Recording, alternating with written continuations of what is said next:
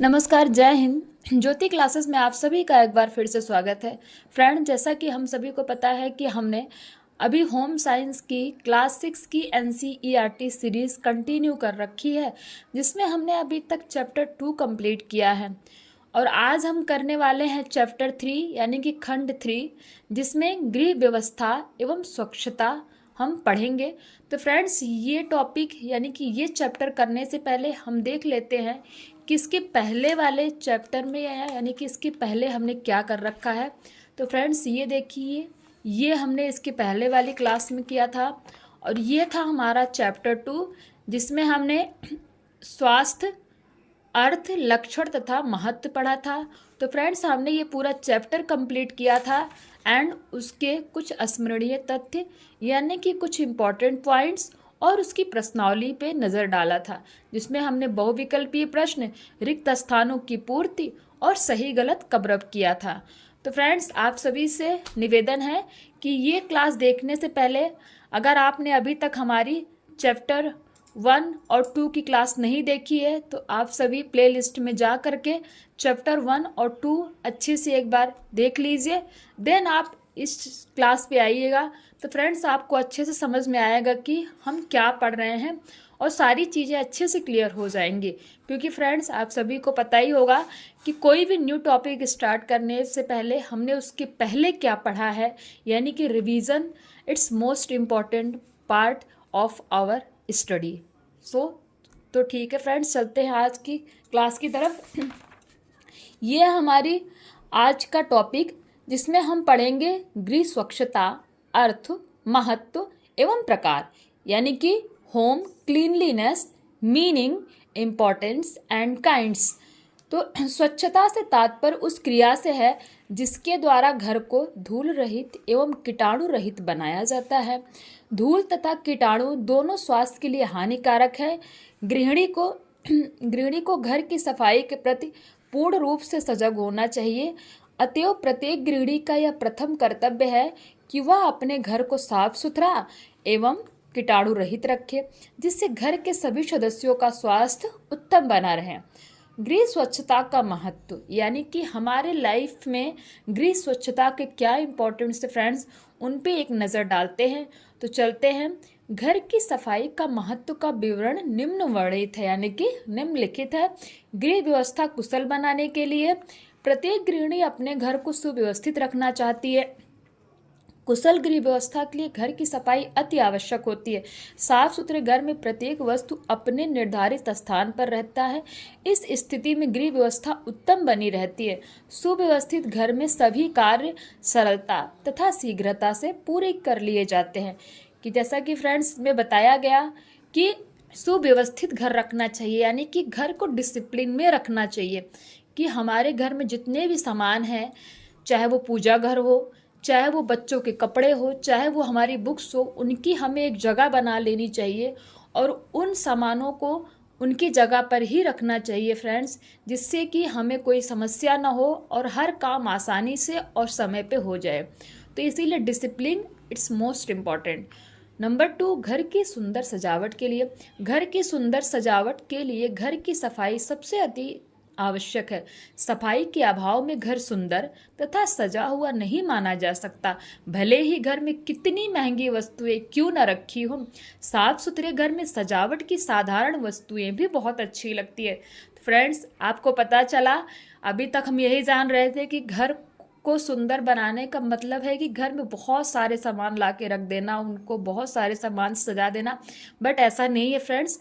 घर को सुंदर सजावट के लिए हमें घर को साफ रखना चाहिए, क्योंकि अगर हमारा घर साफ है, भले ही उस घर में कोई भी सामान ना हो, तो भी हमारा घर सुंदर ही दिखेगा। नंबर 3, अच्छे स्वास्थ्य के लिए। गंदे घर में परिवार के सभी सदस्य आलसी हो जाते हैं तथा उनका स्वास्थ्य भी अच्छा नहीं रह पाता। अतः परिवार के सदस्यों के अच्छे स्वास्थ्य तथा चुस्ती के लिए घर की सफाई आवश्यक है। नंबर 4, रोग के कीटाणुओं से बचने के लिए। विभिन्न रोगों के कीटाणु गंदगी में ही पनपते हैं, अतः घर को कीटाणुओं से बचाने के लिए घर की सफाई आवश्यक है। तो अब पता है फ्रेंड्स कि घर में बहुत सारे कीटाणु ऐसे होते हैं जो घर में गंदगी से ही पनपते हैं। अगर हमारा घर गंदा है तो उसमें बहुत सारे कीटाणु होंगे और वो सारे कीटाणु बीमारी लेकर के आते हैं। इसीलिए घर को हमेशा कीटाणु रहित बनाना चाहिए। नंबर 5, जीवन स्तर को उच्च बनाने के लिए साफ सुथरे घर को उच्च जीवन स्तर का प्रतीक माना जाता है। अतः परिवार के जीवन स्तर को उच्च बनाने के लिए घर की सफाई को आवश्यक माना जाता है। नंबर 6, आने जाने वालों की प्रशंसा प्राप्त करने के लिए अगर हमारा घर साफ सुथरा रहेगा फ्रेंड्स, तो हमारे घर में कोई भी आएगा तो हमारे घर की प्रशंसा करेगा और हमारी भी प्रशंसा करेगा। तो बोलेगा कि देखिए उनके घर में गए थे, उनका घर कितना साफ सुथरा, कितना क्लीन है और सारे ही सामान अपनी अपनी जगह से यानी कि डिसिप्लिन में रखे हुए हैं। तो आने जाने वाला प्रत्येक व्यक्ति साफ सुथरे की प्रशंसा करता है। इससे गृहिणी का मान सम्मान बढ़ता है। अतः समुचित प्रशंसा प्राप्त करने के लिए भी घर की सफाई आवश्यक मानी जाती है। नंबर 7, सफाई के लिए आवश्यक सामग्री। सफाई के लिए पानी भरने व विभिन्न सामग्रियों को घोल के लिए बाल्टी, मग, टब आदि की आवश्यकता होती है। कूड़ा उठाने के लिए डस्टबिन व कूड़ा डालने के लिए कूड़ेदान यानी कि डस्टबिन का प्रयोग किया जाता है। तो ये थे फ्रेंड्स गृह स्वच्छता का हमारी लाइफ में क्या महत्व है, उससे जुड़े कुछ इम्पोर्टेंट्स फैक्ट यानी कि कुछ इंपॉर्टेंट पॉइंट। अब हमारा नेक्स्ट टॉपिक है सफाई के प्रकार। यानी कि हमने ये तो समझ लिया कि घर को साफ सुथरा रखना चाहिए, बट सफाई के कितने प्रकार होते हैं, यानी कि सफाई कितनी तरह से की जा सकती है, हमें ये भी तो पता होना चाहिए ना फ्रेंड्स। तो चलिए डालते हैं सफाई के प्रकार की तरफ नज़र। तो गृहिणी को घर की सफाई को सुचारू रूप से करने के लिए अग्रलिखित 4 भागों में विभाजित कर लेना चाहिए। यानी कि घर की सफाई हम 4 तरह से कर सकते हैं जो कि आगे लिखित है। वो कौन कौन से हैं? नंबर 1 दैनिक सफाई, नंबर 2 साप्ताहिक सफाई, नंबर 3 मासिक सफाई और नंबर 4 वार्षिक सफाई। तो चलिए फ्रेंड्स पहले ये 4 सफाई देख लेते हैं कि दैनिक सफाई क्या होती है। दैनिक सफाई प्रतिदिन नियमित रूप से की जाती है। इसके अंतर्गत कमरे, रसोई घर और आंगन में झाड़ू देकर पोछा लगाना, बिस्तरों को झाड़कर उन पर बेड कवर बिछाना, प्रतिदिन पहनने वाले कपड़ों को धोना, फर्नीचर की सफाई करना, भोजन बनाने और खाने वालों बर्तनों की सफाई करना, फूलदानों को साफ करना तथा शौचालय आदि की सफाई करना आदि आता है। अतः प्रत्येक गृहिणी की इन सभी वस्तुओं की दैनिक सफाई करनी चाहिए। यानी कि फ्रेंड्स हमें पता है, आपको पता चल गया कि दैनिक सफाई के अंतर्गत क्या क्या आता है। नंबर 2 साप्ताहिक सफाई। इस प्रकार की सफाई सप्ताह में केवल एक बार ही की जाती है। दीवार और छत पर लगे जाले आदि को भी सप्ताह में एक बार साफ करना आवश्यक है। इसी प्रकार दीवारों पर लगी तस्वीरों, वॉल हैंगिंग आदि की भी सफाई सप्ताह में एक बार करनी आवश्यक है। भंडार गृह तथा रसोई घर की सफाई भी सप्ताह में एक बार अवश्य होनी चाहिए। साप्ताहिक सफाई के अंतर्गत घर की सभी नालियों, स्नानागार तथा शौचालय की सफाई करवानी चाहिए तथा फिनाइल आदि भी डलवानी चाहिए। यानी कि फ्रेंड्स स्नानागार मतलब बाथरूम जिसमें हम नहाते हैं, शौचालय हमारा टॉयलेट, इन सब की भी सफाई सप्ताह में एक बार अवश्य करवानी चाहिए तथा उसमें फिनाइल भी डलवानी चाहिए जिससे कोई भी रोगाणु उसमें उत्पन्न ना हो पाए। नंबर 3 मासिक सफाई। महीने में एक बार की जाने वाली सफाई को मासिक सफाई कहते हैं। इस सफाई को करने के लिए परिवार के प्रत्येक सदस्य का सहयोग लिया जाना चाहिए। इसलिए यह सफाई घर के सदस्यों की छुट्टी के दिन करनी चाहिए। दरवाजे में लगे शीशों और जालियों की सफाई करना और इन पर लगे पर्दों को बदलना और धोना, अलमारियों की सफाई करना और इनमें रखे सामान, पुस्तकें आदि को झाड़ कर लगाना, कुर्सियों की गद्दियों को कवर बदलना, घर के फर्शों को धोना, इन पर लगे दाग धब्बों आदि को साफ करना आदि भी शामिल किया जाता है। घर को पूर्णतया साफ सुथरा रखने में मासिक सफाई का महत्वपूर्ण स्थान है। यानी कि फ्रेंड्स अगर हम मासिक सफाई यानी कि महीने में एक बार घर की सफाई जिस तरह बताया गया है हम कंप्लीट कर लेते हैं तो इससे यह माना जाता है कि हमारे पूरे घर की अच्छी तरह से सफाई हो गई है। नंबर 4, वार्षिक सफाई यानी कि वर्ष में एक बार की जाने वाली सफाई। घर की वार्षिक सफाई काफ़ी व्यापक स्तर की सफाई होती है तथा यह सफाई वर्ष में एक बार ही की जाती है। हमारे देश में वार्षिक सफाई का आयोजन सामान्य रूप से दीपावली के आसपास किया जाता है। वार्षिक सफाई के अंतर्गत घर की वस्तुओं की सफाई के साथ ही साथ घर की मरम्मत, पेंट तथा पुताई आदि का कार्य भी किया जाता है। तो फ्रेंड्स, वार्षिक सफाई में हम घर को पेंट करवाते हैं, घर में कहीं कुछ टूट फूट होती है वो भी देखते हैं, उसको भी ठीक करवाते हैं। तो घर में एक बार वार्षिक सफाई फ्रेंड्स अवश्य करवानी चाहिए। नंबर 5, विशेष अवसरों पर घर की सफाई यानी कि ये तो थे हमारे 4 सफाई के प्रकार, जिसमें आ गया हमारा दैनिक सफाई, साप्ताहिक सफाई, मासिक सफाई, वार्षिक सफाई। अब नंबर 5 जो है विशेष अवसरों पर घर की सफाई की जाने वाली, यानी कि दीपावली के पूर्व मकान की पुताई कराने से मकान का रूप निखर आता है और मकान नया लगने लगता है। इससे दिवाली के अवसर पर की गई सजावट में मकान की शोभा भी बढ़ जाती है और इसे देखकर परिवार के सदस्यों का मन प्रसन्नचित्त हो जाता है। शादी ब्याह के अवसर पर भी मकान की आकस्मिक सफाई की जाती है, यानी कि फ्रेंड्स अचानक से घर में किसी का शादी पड़ गया, कुछ फंक्शन हो गया, तो हमने कोई प्लान नहीं किया होता कि घर की सफाई करनी, यानी कि उसको पेंट कराना, उसको मरम्मत करवाना है। तो फिर आकस्मिक यानी कि अचानक जब कुछ ऐसा आयोजन हमारे घर में हो जाता है तब हम आकस्मिक सफाई करवाते हैं। यानी कि विशेष अवसरों पर घर की सफाई इसीलिए बोली जाती है क्योंकि हम आकस्मिक यानी कि सडनली हमें ऐसा हमारे घर में कोई आयोजन होता है कि हमें आकस्मिक सफाई करानी पड़ जाती है। सफाई के कार्य का सही विधि से विभाजन कर लेने से गृहिणी को प्रत्येक वस्तु की सफाई करने का उपयुक्त अवसर मिल जाता है। परिणाम यह होता है कि कोई भी वस्तु खराब नहीं होने पाती और गृहिणी के समय का सदुपयोग भी हो जाता है। इसका एक लाभ यह भी है कि वस्तुएं लंबे समय तक उपयोग के लिए उपयुक्त बनी रहती हैं, उन्हें बदलने की आवश्यकता नहीं होती। इससे धन की भी बचत होती है। घर की सफाई में काम आने वाले प्रमुख उपकरणों का विवरण निम्न प्रकार है। नंबर 1, झाड़ू, यानी कि घर में सफाई करने के लिए हमें किस किस चीज़ की ज़रूरत पड़ती है, तो वो हो गया नंबर 1 झाड़ू। झाड़ू सफाई का मुख्य उपकरण है। खुरदरे फर्श की सफाई करने के लिए नारियल की झाड़ू तथा चिकने फर्श को साफ करने के लिए फूल झाड़ू का प्रयोग किया जाता है।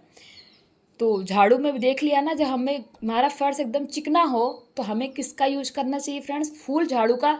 और जब कहीं पे खुरदुरा हो यानी कि चिकना ना हो, वहाँ पे पत्थर हो, ऐसा कुछ हो, तो हमें नारियल की झाड़ू का प्रयोग करना चाहिए। नंबर 2, झाड़न। अब ये झाड़न क्या होता है देखते हैं। यह मोटे कपड़े का टुकड़ा होता है। घर के पुराने कपड़ों से झाड़न तैयार किया जा सकता है।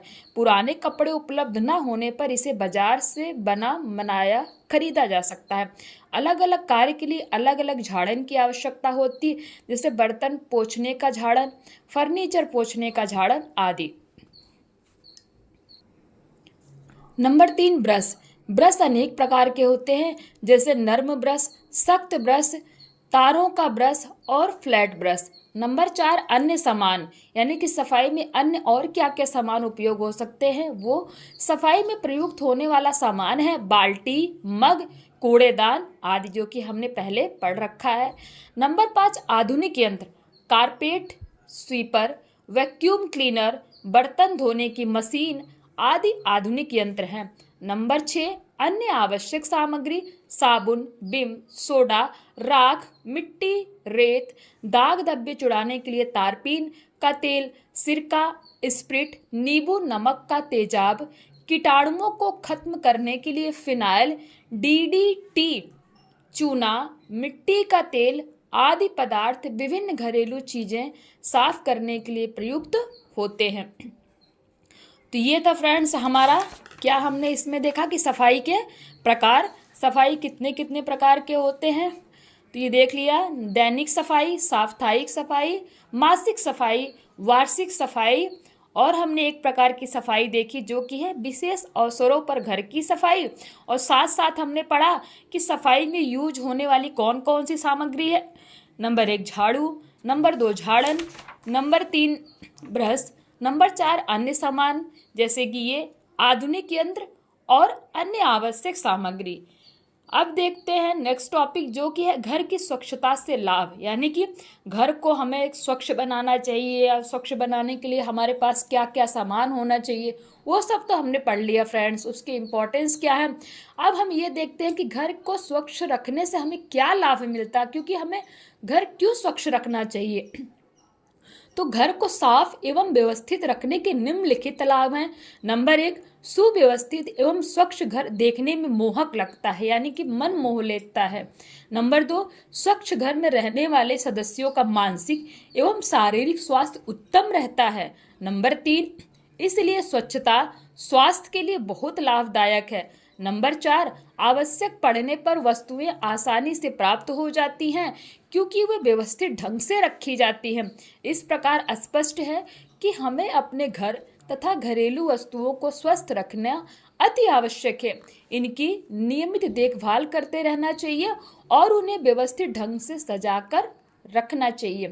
तो फ्रेंड्स, ये थी आज की क्लास जिसमें हमने ये सारे टॉपिक कवर किए।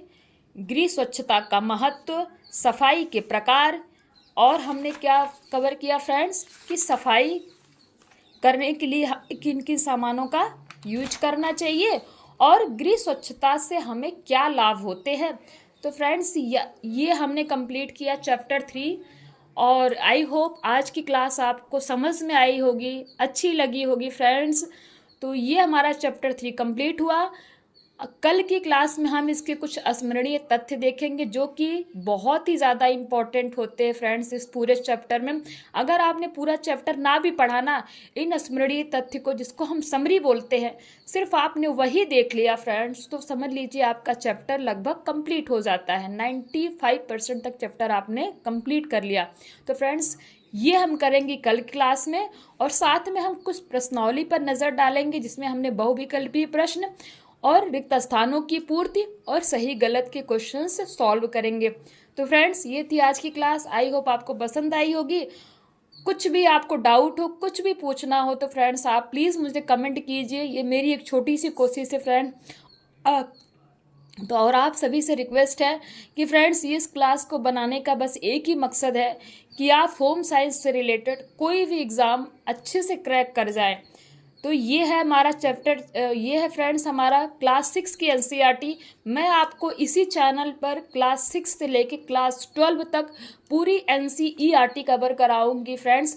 और हाँ, आपको लग रहा होगा कि मैं सिर्फ बुक से पढ़ा रही हूँ, तो बुक से पढ़ाने का बस एक ही मतलब है फ्रेंड्स कि आप देखो कि हाँ ये बुक है और मैं बुक से ही आपको कवर करा रही हूँ। ऐसे तो मैं कोई भी नोट्स बना करके टॉपिक लेकर आपको कवर करा सकती हूँ, जो कि आपको बहुत सारे वीडियोस में बहुत सारे टीचर के द्वारा आपको मिलता भी होगा फ्रेंड्स। लेकिन अगर आपने ये बुक एक बार पढ़ ली ना, तो इस बुक के बाहर कोई भी आपको कैसा भी एग्ज़ाम हो कुछ भी नहीं आता फ्रेंड्स, चाहे वो टीजीटी हो, चाहे पीजीटी हो, चाहे एलटी ग्रेड हो, चाहे कोई भी फ्रेंड्स नेट हो, कुछ भी कोई भी टाइप का एग्ज़ाम हो फ्रेंड्स, आप इजीली क्रैक कर सकते हैं।